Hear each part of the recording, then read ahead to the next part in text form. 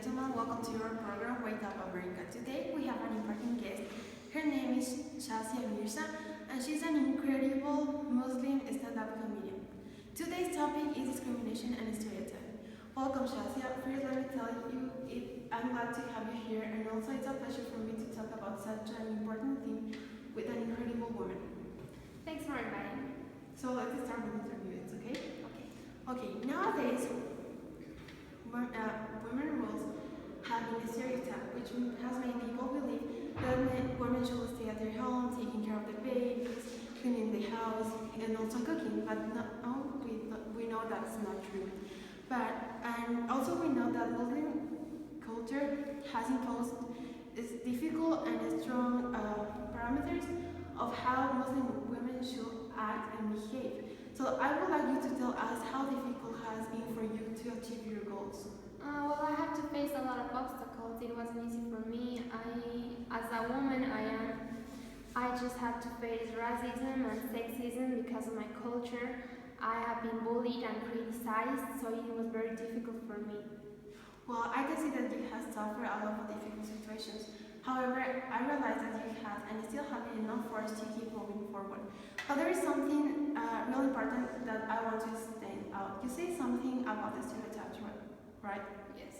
Well, do you think that this kind of ideas of how men and women should act or behave can influence in whom you want to be?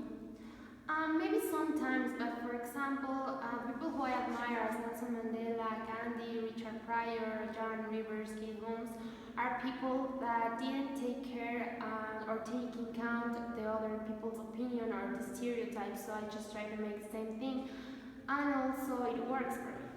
Well, that's really motivating. Can I make you a personal question? Yes, of course. Well, we know that our family is a really important weapon that help us to take difficult decisions. So I would like to know what role did your family play on your decision of becoming a comedian? Well, since I was a kid, my parents expect that I was going to have a lot of money, mansions, I'll be a doctor. But when I really told them what I really wanted to do with my life, they just were very surprised. They didn't support me as I wanted to. My aunt just shocked me and told me that I can't. So it was very difficult for me, but that was not an impediment for do what I love. Well, it's sad to hear that your aunt told you that. But what really motivated you to become the incredible woman you are now? You're an amazing comedian.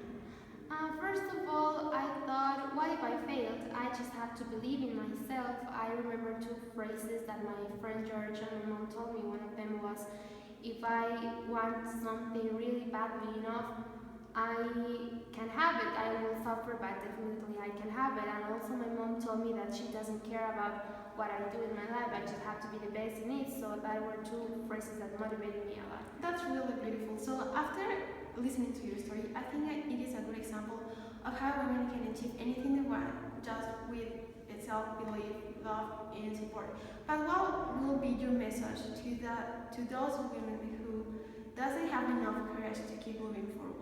Well, I will tell them that there are many people that won't support your dreams, that are against you. So I will tell them that if you just believe in yourself, love what you do, and be happy with it, you can achieve all your goals and your dreams and overtake all the obstacles that life is going to put you in your road. Well, what you say is completely true. It's not easy being a woman, but it doesn't mean that we doesn't have to follow our dreams or everything that we want. Thank you for coming. I've learned a lot with this experience. You have taught me that if we want something, we have to go and chase our dreams and our expectations. It's a pleasure. It was a pleasure for me to have you here, and I hope we can see you soon. Okay, thank you.